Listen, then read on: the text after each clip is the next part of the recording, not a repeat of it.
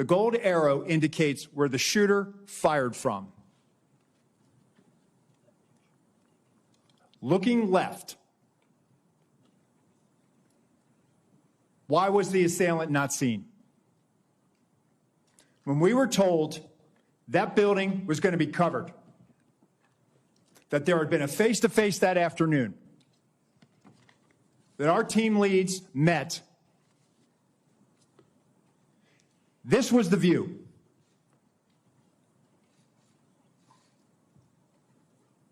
Let me show you another view, Senator. B.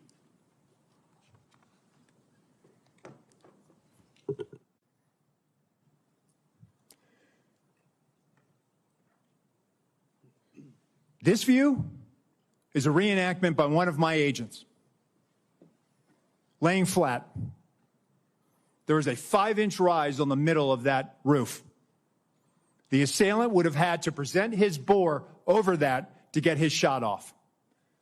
The view underneath reflects the perspective that he would have had. Again, I call your attention back to the first exhibit if they'd have looked left. Give me C.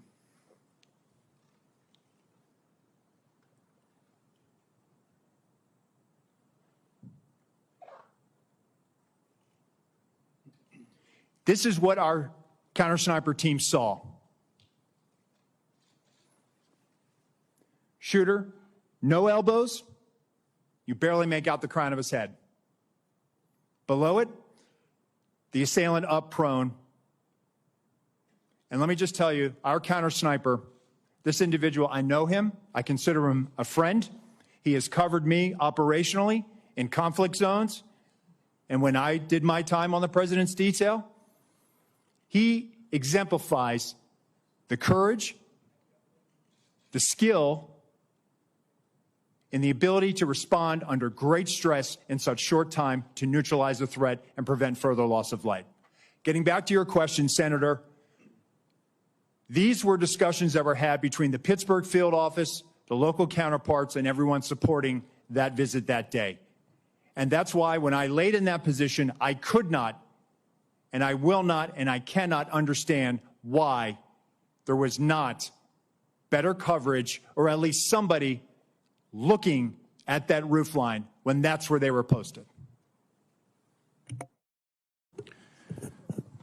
Director Rowe, the Secret Service, state and local law enforcement were on multiple communication channels, is my understanding, during that time.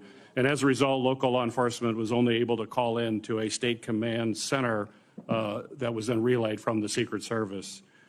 This seemed to be a recurring issue in emergency situations that we're finding with the federal government, that there's not a seamless way to communicate, particularly if you're relying on local law enforcement to deal with what was clearly a major vulnerability.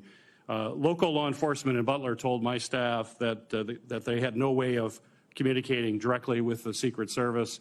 And if I listened to Mr. Bates saying there was about 30 seconds between when the local law enforcement reported that there was a man on the roof with a gun, 30 seconds, if it's communicated directly to a counter sniper team, would that be enough time to react prior to the firing of those shots? Senator, if we'd had that information, they would have been able to address it more quickly. It appears that that information was stuck or siloed in that state and local channel. I will tell you, though, that there were our tactical elements did have, not only did they have embeds from Butler County ESU with them, but they also had radios on the tactical net. It is troubling to me that we did not get that information as quickly as we should have. We didn't know that there was this incident going on, and the only thing we had was that locals were working an issue at the 3 o'clock, which would have been the former president's right-hand side, which is where the shot came. Nothing about man on the roof, nothing about man with a gun. None of that information ever made it over our net.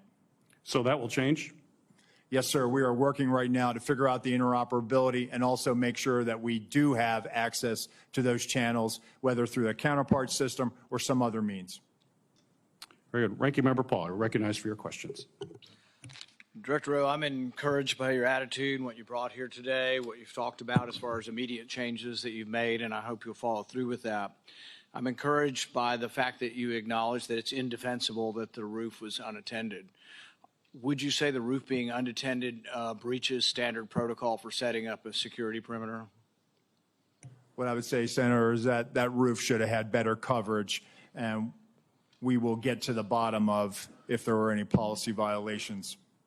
I would think indefensible would go along with breaching protocol, and I can't imagine how indefensible would not be breaching protocol. What I would caution, though, is that I sense, and you're the Secret Service, and these people are your friends, and they are heroic people who do good things, that we can't let our friendships blind us from responsibility. So someone's in charge of the security at the zone. Would the Secret Service be in charge of the entire operation, and they work with law enforcement, but they're in charge? The person in charge of the entire operation is the Secret Service, not the local police. You're correct, sir. This is a failure of the Secret Service. So that's what I mean. And look, I don't wish anybody harm. I appreciate the bravery of the Capitol Hill Police. I was at the shooting at the ball field. I've heard 100 shots coming my way. Fortunately, none came to me.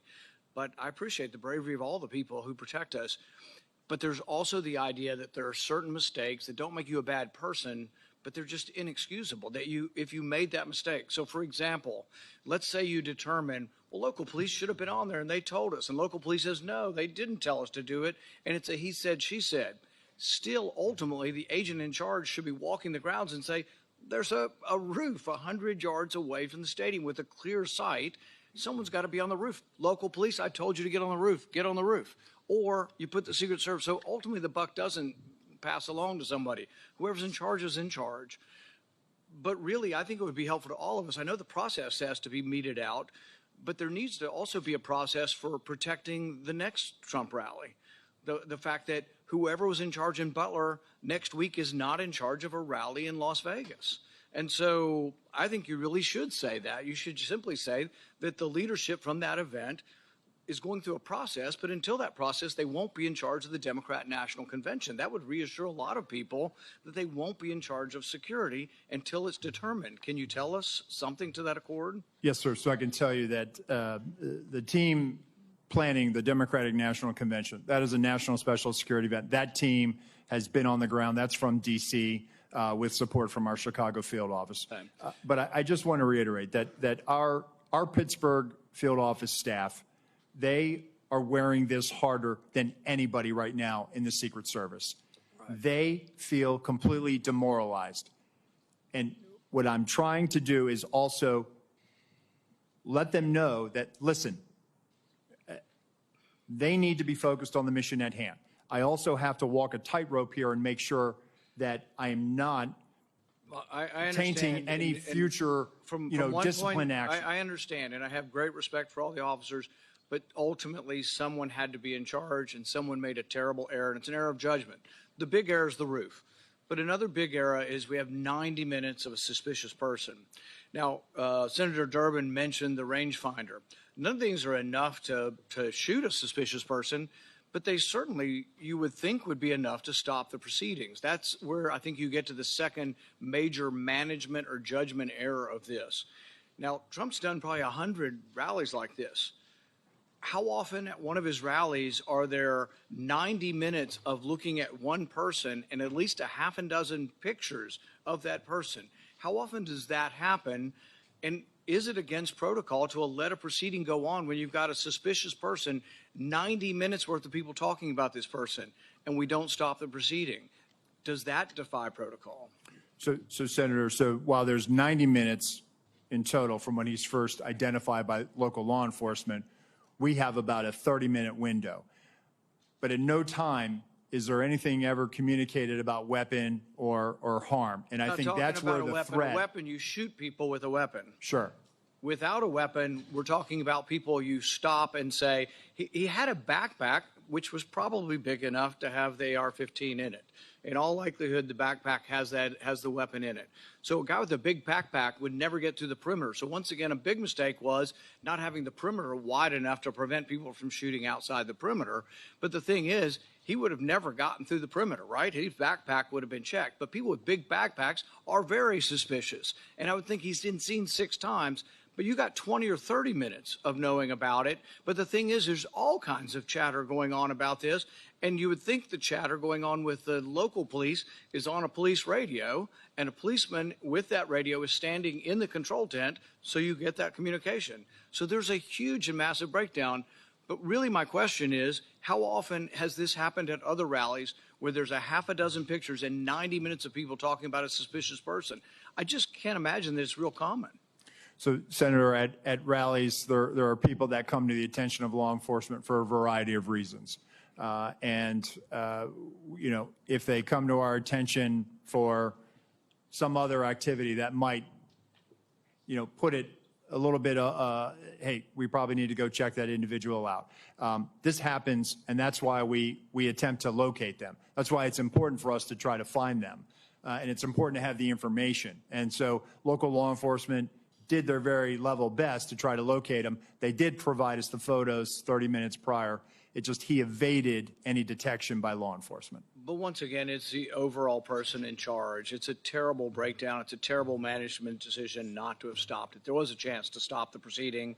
And the question is not whether there's enough information to take down an individual. It's a much lower standard to say, hey, we're going to wait until we get this individual.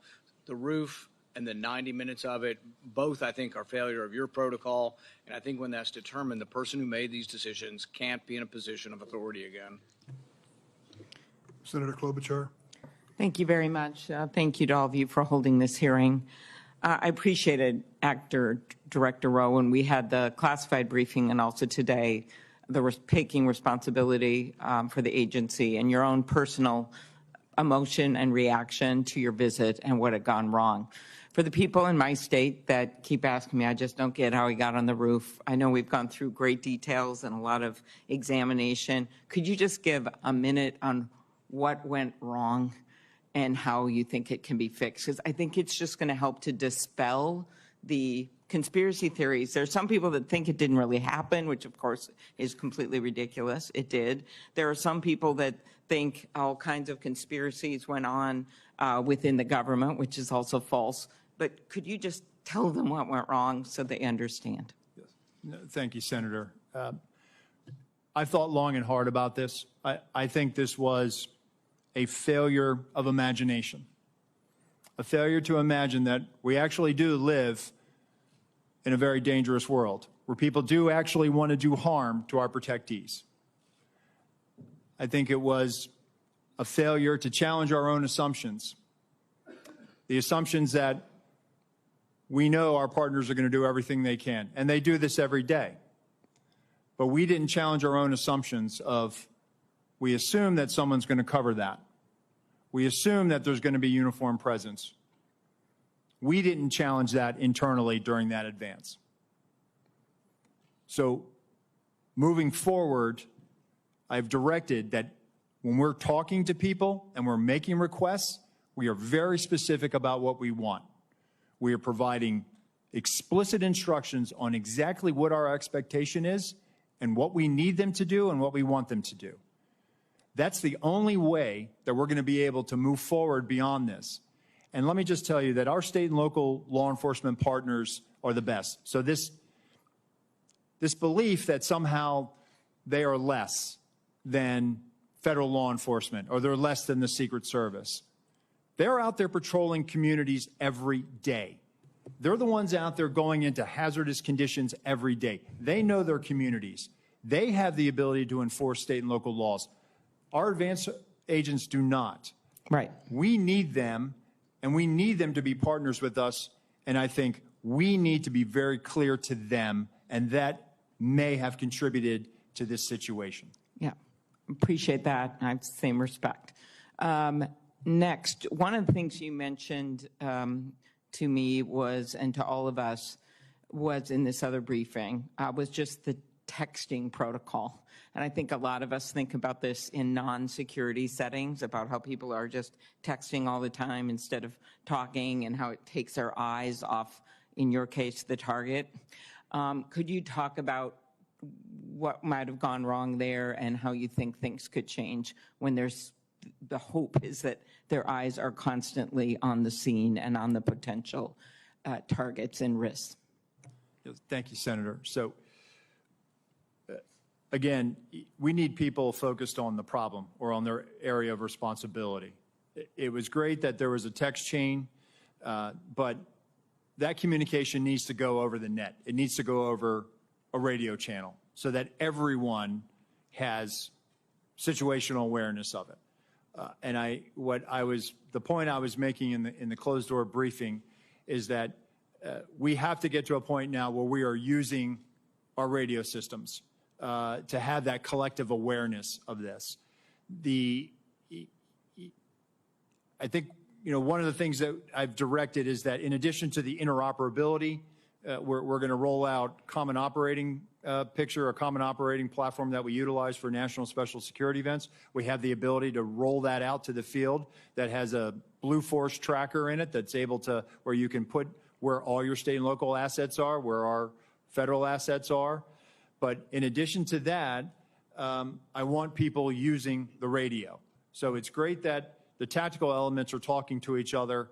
It's great that the shift is talking to each other, but we have to be able to make sure that whenever we come across a situation, that everyone has situational awareness of this. And I will take this, in my time when I was operational in the President's detail,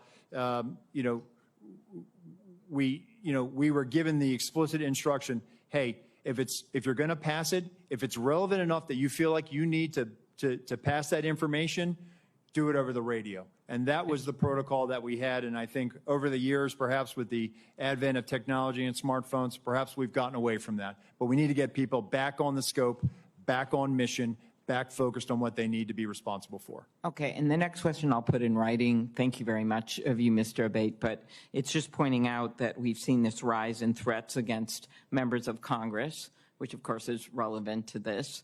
8,000 just last year, more than 4 times over the past 7 years.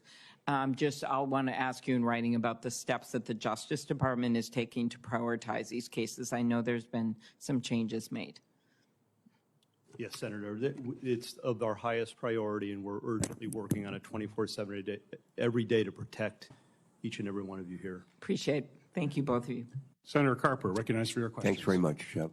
Mr. Rowe, Mr. Abate, thank you for joining us today. I have the privilege of representing Delaware, the first state to ratify the Constitution. We did that over 200 years ago, and the Constitution sort of outlines how we elect our leaders. And it changes with respect to technology over the years. But there's, for as long as we've been a country, threats to our leaders when they pursue elective office.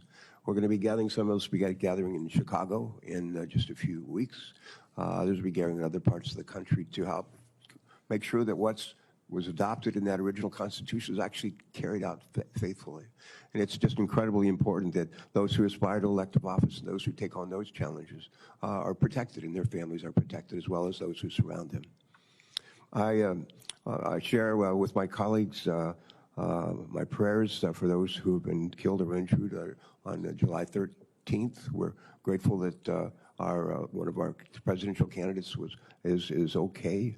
But I have a question about what I can't get over how a 20-year-old loner could somehow outsmart two of the smartest federal agencies and state agencies and law enforcement with an odds of like 1,000 to 1, and be able to almost pull this off. It just blows my mind. Hopefully we'll get to the truth and all of that. I'm a Navy guy. I spent many years of my life in the Navy. I learned as a midshipman that when the ship runs aground at sea, the commanding officer is held responsible. Whether the commanding officer is awake or asleep at the helm, but the commanding officer is held responsible. And I think we have to make, at the end of the day, I'm not interested in a blame game, but I'm sure interested in finding out who was responsible and making sure that they account for their responsibility. My question is, what policies are currently in place to facilitate real-time information sharing between the Secret Service and local law enforcement during an event? And what changes to information sharing practices will the Secret Service make in light of the apparent breakdown in communications on July 13th? Thank you for that question, Senator. So we're looking at our procedures. We rely on a counterpart system. And the radio interoperability it's a complex challenge. It's not just about being able to find whatever frequency our local counterparts are on and then just piping it in. There's some technical challenges that have to be there. So to alleviate that, we've always relied on a security room where we have representatives from the local agencies. Those individuals are there to, one, bring their own radio and then relay relevant information that would impact our security plan.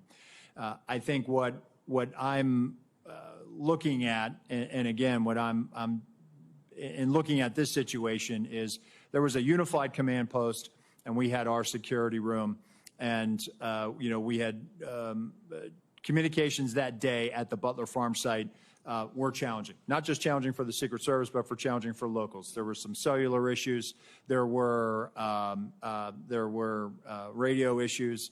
And you saw that with the testimony from the colonel from Pennsylvania State Police last week in the House. So I think as I'm thinking about this, I think we need to consider what is our model moving forward. And I think we need to be where the greatest amount of partners are when that information is being discussed.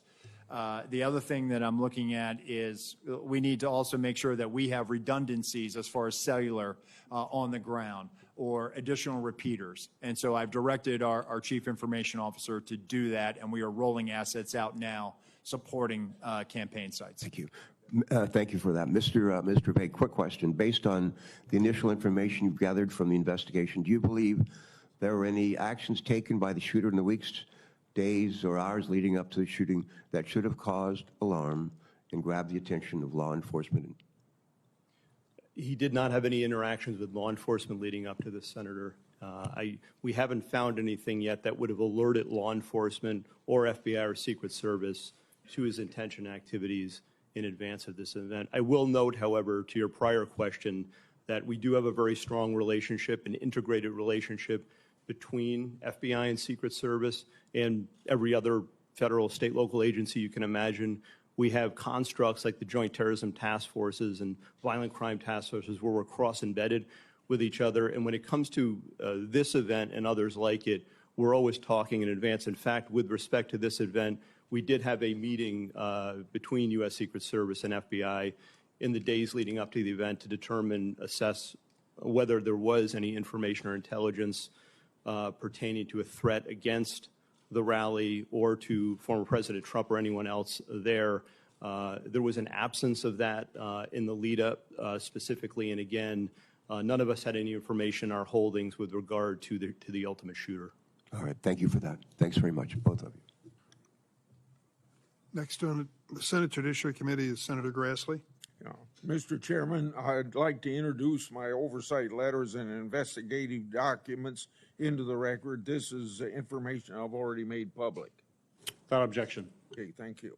I'd also like to call my colleagues' attention to a legislation that Senator Cortez Matos and I've introduced would require Senate confirmation of the Director of the Secret Service. I think this is very important because no other agency has a no-fail mission. Mr. Rohr, in your written testimony, you stated that that to prevent similar lapses like the one on July 13th from happening again, you'll ensure every event site security plan is thoroughly vetted by multiple experienced supervisors before it's implemented. Based on your testimony, the security plan for the Butler event deviated from the Social Security standards. How would vetting by multiple experienced supervisors fix that? So, Senator, I think having many eyes on a particular problem set helps. That way you don't have tunnel vision. You just focus in on one thing. And so that's why I think it's important, not only at the field office level, but also at the detail level. And part of what we had started doing with the former president's detail is having them send out site agents, having them send out supervisors. And I think having that collaboration and having additional eyes to examine the problem will make sure that we're not missing anything. And I think I want that surety for myself. And I think you've answered my question. Yes, Let me sir. go on. Also to you, in your written testimony, you stated that you, quote, regret that information wasn't passed to Congress and the public sooner and with greater frequency. What's your communication plan going forward to ensure that the American people in Congress are fully informed? So, Senator, we just started a rolling production that is bicameral. So we made our first rolling production last week. We made one yesterday. We will continue to do that. And my view is that sunshine is the best disinfectant, and we intend to provide information to Congress as it carries out its oversight function. Okay, also to you, I made public documents that show Secret Service deployed a counter unmanned aerial system operator on July the 13th. According to the Secret Service, the drone system was supposed to be operational at 3 p.m. that day. However, we've been told by Secret Service that because of cellular bandwidth problems, it wasn't operational until about 5:20 of that day. If the system was operational, Secret Service would have had the ability to detect the shooter and his own drone use. Why is the Secret Service dependent upon local cellular network? Does the Secret Service have a backup plan in place? Yes, thank you, Senator. And that is something that I briefed in the closed door, and again, something that has cost me a lot of sleep because of the eventual outcome of the assailant. That what if we had geolocated him because that counter-UAS platform had been up? It is something that I have struggled with to understand, and I have no explanation for it. Okay. It is something that I feel as though we could have perhaps found him. We could have maybe stopped him. Maybe on that particular day, he would have decided this isn't the day to do it because law enforcement just found me flying my drone.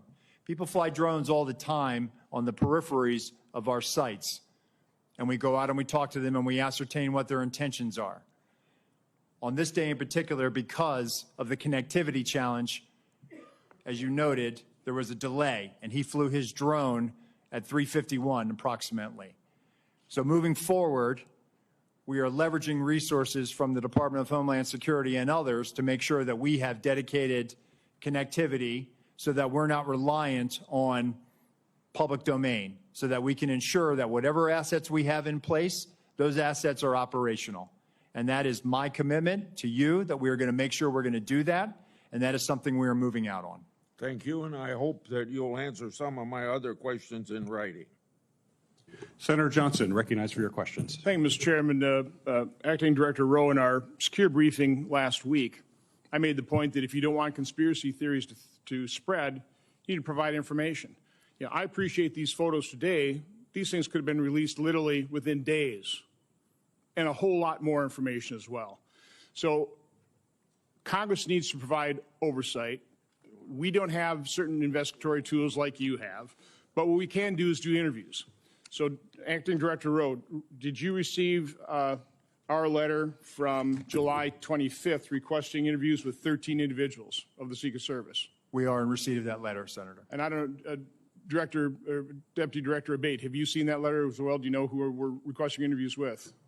Senator, I have not seen Okay. the letter. Do you know whether those individuals submitted to interviews with the FBI, Acting Director Rowe?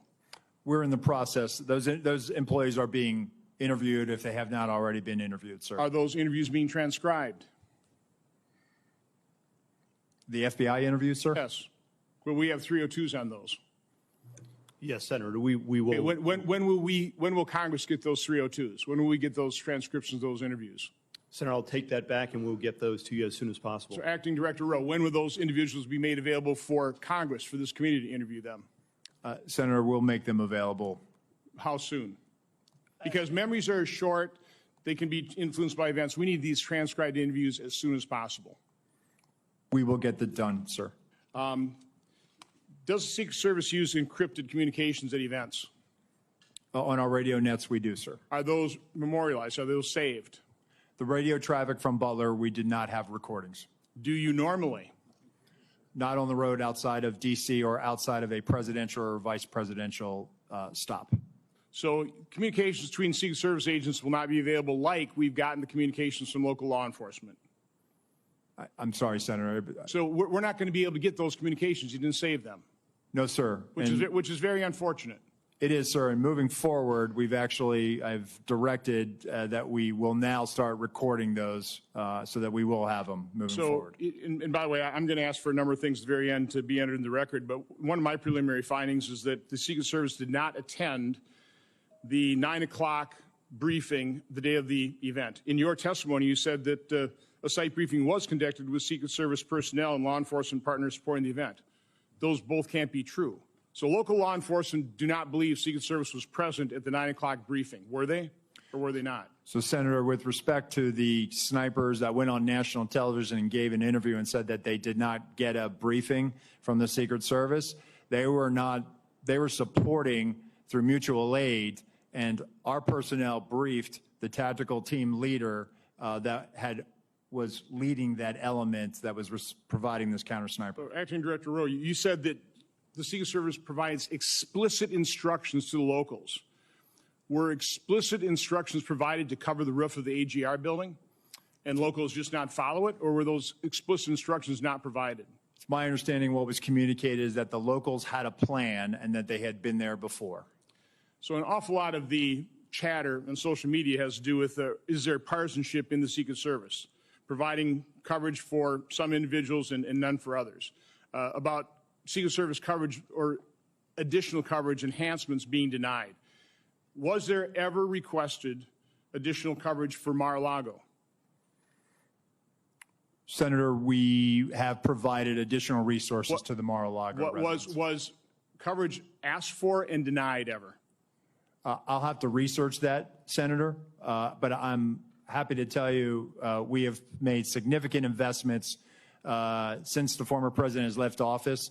Over $4 million of technology, resources, and alarms. Documents will come out eventually to make the point one way or the other. This is an important piece of information that Congress needs to have. Senator, we'll make those available to you, the investments we've made. There's a report today by Susan Crabtree of Real Clear Politics saying that you denied sniper coverage outside of driving distance of D.C. Is that true? That is a false statement, sir. Well, that is incorrect. That is incorrect. Okay. I mean, that's the kind of information you need to refute with documentation. Deputy Director Abate, you said this is an assassination attempt and domestic terrorism. It's obviously assassination attempt. Why make the distinction? What is different about that? We think it's important to cover all the possibilities here in the reality of what we're dealing with and what we've all seen, Senator. And we've learned lessons from the past. The tragic shooting at the baseball field was referenced here. We've learned the lesson from that. That was not opened properly, and we've made changes in the Bureau, and it's reflected here in terms of how this investigation is being approached with a completely open mind and inclusive of all the possibilities, including domestic terrorism. I fear that makes the investigation potentially partisan. Mr. Chairman, I would like to request that my July 14th letter to Attorney General Garland, Mayorkas, and Ray be entered in the record. It asks for all kinds of information, documentation, asks a lot of questions. My preliminary findings of July 21st and July 23rd, including timelines, a bunch of questions as well, be entered in the record. And then our updated timeline dated today. This goes not only by minute, by second, and we will continue to update this timeline as more information becomes public. This is the way you do investigation. We need to find out literally second by second what happens. So the American public understands the truth. Without objection, so ordered.